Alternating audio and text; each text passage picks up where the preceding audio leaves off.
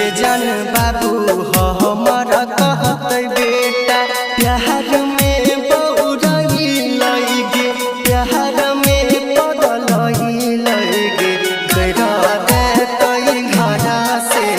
बाहर गे जान तोरे खातिर हो हम कुमार